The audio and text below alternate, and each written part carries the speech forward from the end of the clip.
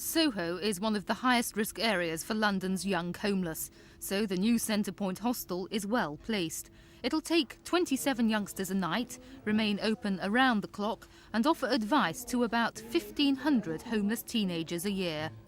19-year-old Brendan from Southern Ireland is among the thousands who flock to the capital in search of a better life, only to find themselves without work or a place to stay. It offers you somewhere to stay during the day, like with the old Centre Point.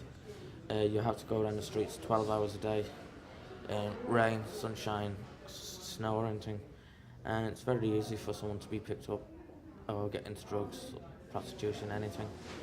And this offers you some sort of protection during the day. And if you hadn't been offered a place by Centre Point, what do you think you'd be doing tonight?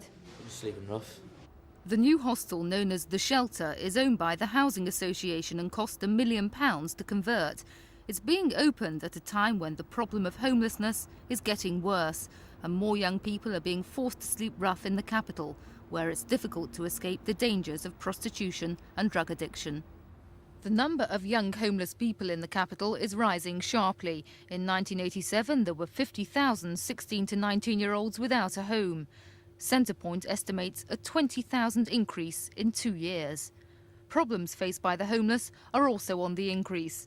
In 1987, 53% of youngsters using Centre Point had slept rough. Today, 73% have dossed out. 2 years ago, none of the youngsters arriving at Centre Point had begged.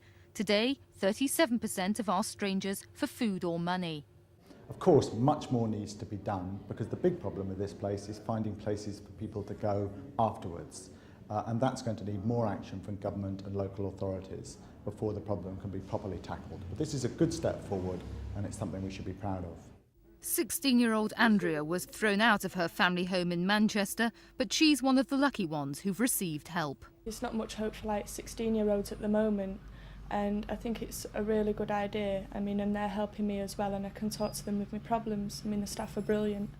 Tonight's opening of the new centre marks 20 years of care for the homeless in Soho. The old shelter in Shaftesbury Avenue will reopen as a long-term hostel. Hazel Westwood, Thames News.